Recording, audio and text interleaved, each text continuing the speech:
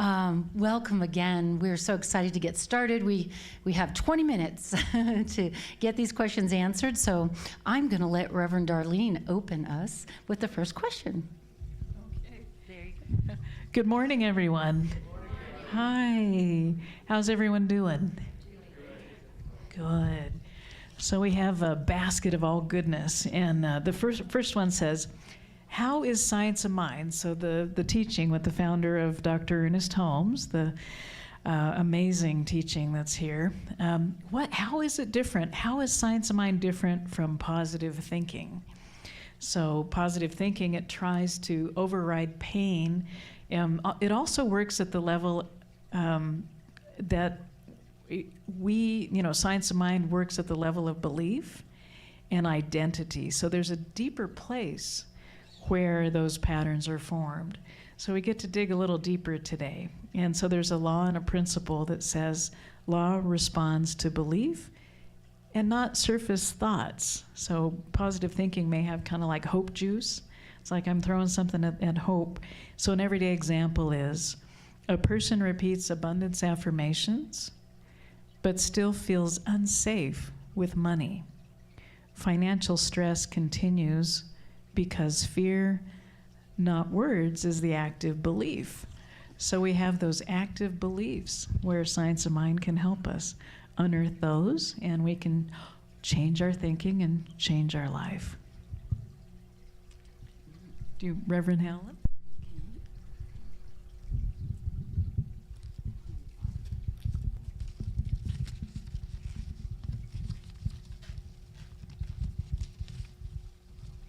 To go random here, but Look for one.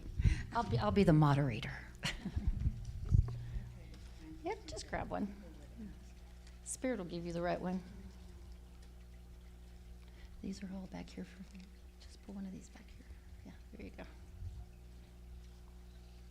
Close your eyes and pick. 5 will come out. That's right. There you go. I don't see a question. Here, it's okay. Here, we'll do it this way. Just pick any of these. Here you go. They're just by, she has them grouped by category. There you go. Yeah. Well, I know a question, I know it's in here too, but one that I'm asked a lot is science of mind the same thing as Scientology or Christian Science? And because the word science seems, those are the words that people are familiar with. And has anyone ever asked that or questioned that in your early days? I can't speak firsthand a lot about Scientology, but I do know that one thing they have all in common is the power of the mind, the power of our thinking and our words and what we do, and how that can affect our lives. And with Christian Science, I know that is a long time truth for them, and I know that they do not seek medical attention. They work completely in the realm of their spiritual commitment and their spiritual healing process. And with Ernest Holmes, our founder, he did work with science and with spiritual principle, and he encourages us to, if we need to see a physician, see a physician. If we need to take a medication, take it. Where he takes it deeper is that he wants us to look to the cause, what may, not blame ourselves, but look to what may have been out of alignment with principle, with the truth of who we are, that this may have bubbled up from. And so we have also in our teachings this process of spiritual mind treatment, which is a form of affirmative prayer. And it's speaking into spirit, into the law of mind, that which we wish to come right back into balance with. And we don't see the error thought, we don't see the condition, we see the truth of who we are or who our client is. So that's a basic outline of the differences between those. Diane has her question, I think. No, this was one that was already used, Okay, and so I then we'll hold folded those it. here, and I don't want to turn it back to you, so I just kind of randomly, you can just reach in and pick anything you want. What kind of church is this? Well, It's fabulous and wonderful and welcoming. And it is a Science of Mind spiritual community. We focus on consciousness, personal growth, and practical spirituality rather than on a creed or dogma. I often say it's a faith, a philosophy, and a way of life, and I know that's not original to me. I know that's on the front of one of the textbooks. But when we really take those words to heart, it is the way we live our daily lives. Principle is defined as principle is universal, and it operates through all people and cultures, all beliefs. And an everyday example is people come from many backgrounds, religious, spiritual, or none at all, and use what's helpful without needing to convert or agree on theology. I will add that we often talk about Science of Mind philosophy being open at the top. That means we can allow space for new ideas, for new ways of doing something better than we've done in the past. And we are allowed to question, which I know was one of the big draws that felt like, oh, I can be here with this philosophy. Oh, no, that's okay. I'm gonna grab one out here.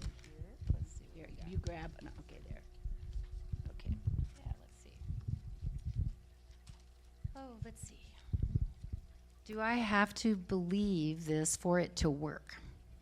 Well, Science of Mind is a spiritual philosophy that teaches there's a universal creative principle responding to consciousness. And by becoming aware of our beliefs and assumptions, we gain more choice in how we live, relate, and respond. So the answer is no. Principle operates whether we believe in it or not. Belief affects how consciously we work with it. Law and principle that applies to this particular question is law is impersonal and always active. So it's impersonal. It doesn't really, I say it doesn't care. It's always in action.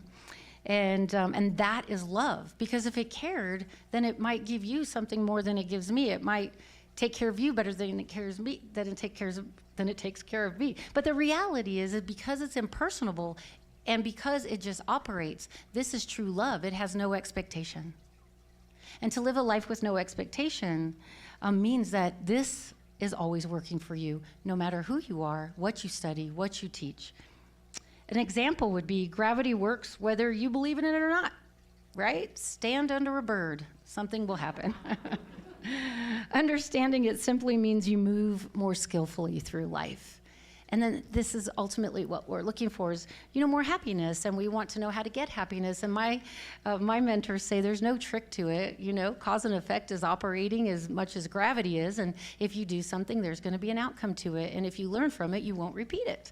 So no, you don't have to believe in anything. It's always working for you, and it's always love. It gives you exactly who you are and what you believe in.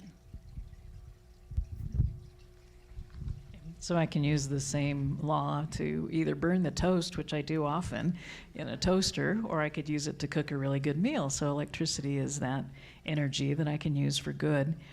This is like drawing fortune cookies, and I got a fortune the other day, and it said, "Well, you're going to have a really good week next week." And I thought about, well, what about this week? So this question is this teaching compatible with my current faith or lack of one? So the answer is yes, it's compatible. Science of Mind does not require leaving any tradition. It offers a framework that can support many paths. And having traveled the world, it's really a one that's inclusive, it's universal. So we have these universal principles and practices that we can all practice. everyday example is people attend from all kinds of background, whether we're Christian, Jewish, Buddhist, spiritual, not religious. Some of the most deeply spiritual people I've met don't have any belief, but it sure is, it works for our daily life. Okay, thank you.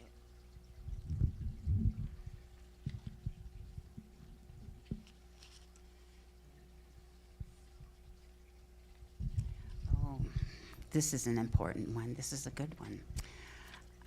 I do a lot of work in this. How does Science of Mind approach forgiveness?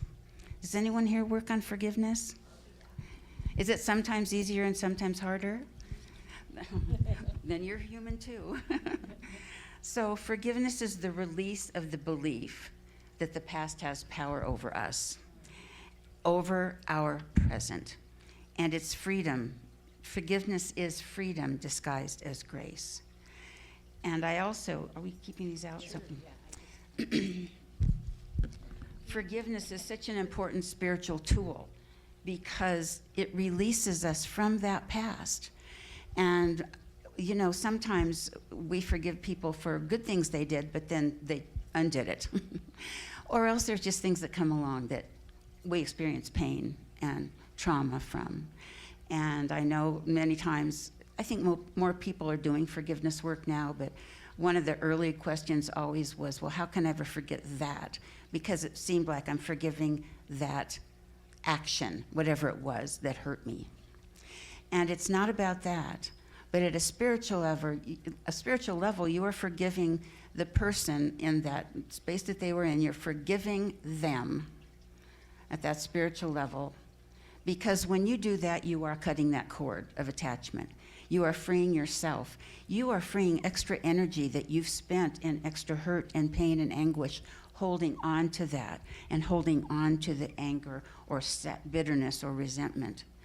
And when you let that go, it's like lifting your soul and lifting your spirit up and freeing you and all that energy to pour into more love and more acceptance and more kindnesses in your very present moment.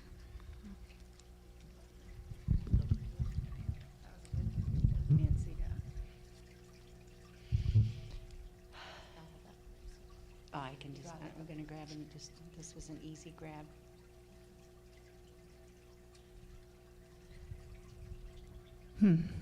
How do habits affect spiritual growth?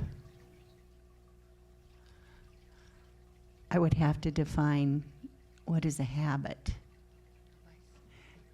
What? Advice maybe? Could be advice, could be what we do daily, could be a pattern. Often it could be something that we're trying to break, like a bad habit, and it seems so easy to continue with those sometimes. Especially if they're fun or eating or something like that.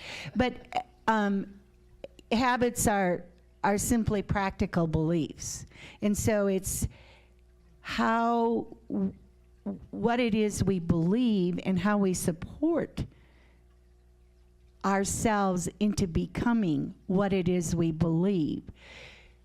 I would say that our spiritual practices really apply to habits, to that word. Would you agree?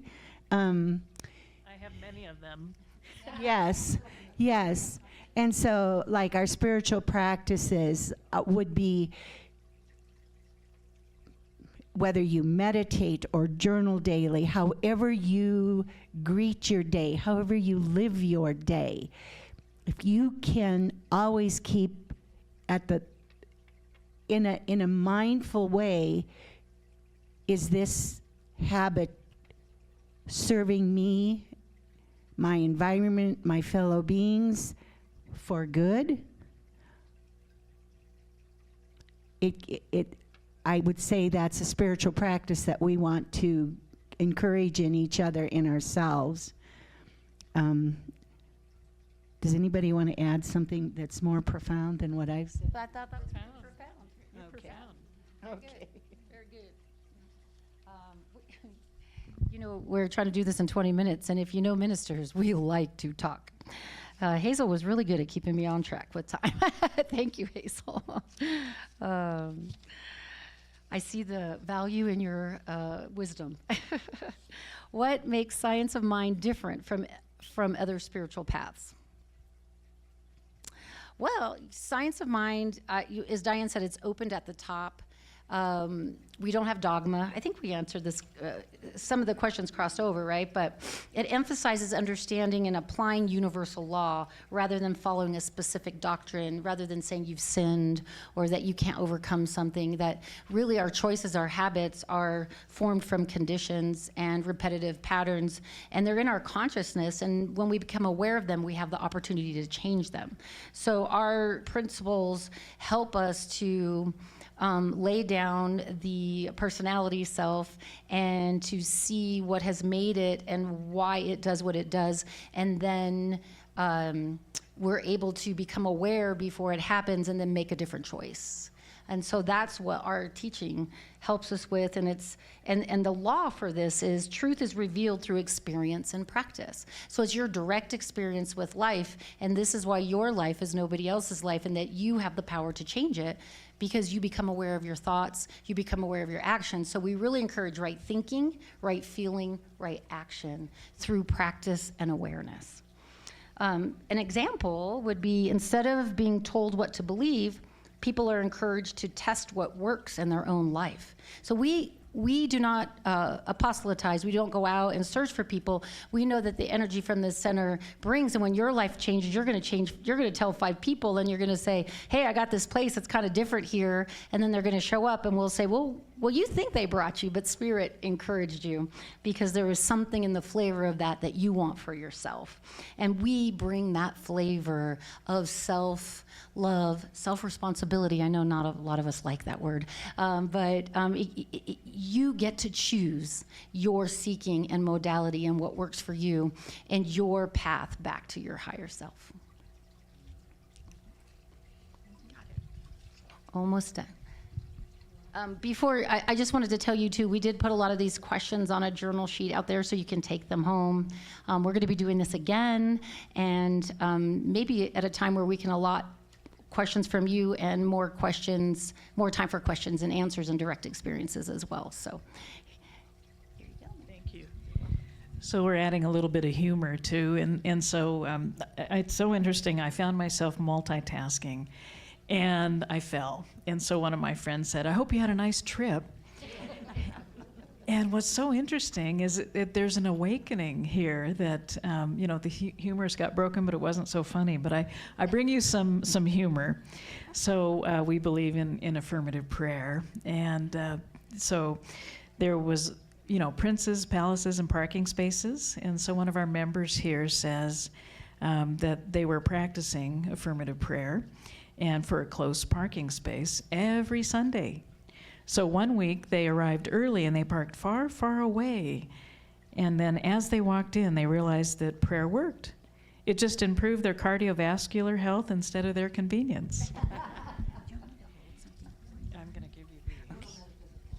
So and so there's, now we also have affirmations that are present, powerful, and purposeful, and very personal and powerful. So during an affirmation circle, one person confidently declared, I am calm, centered, and patient. And at that exact moment, their phone rang. Loudly, without missing a beat, they said, see, life is testing the affirmation already.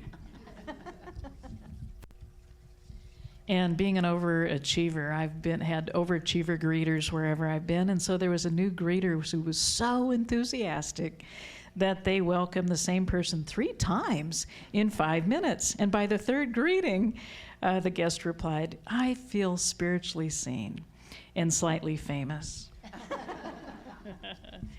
All right, one more.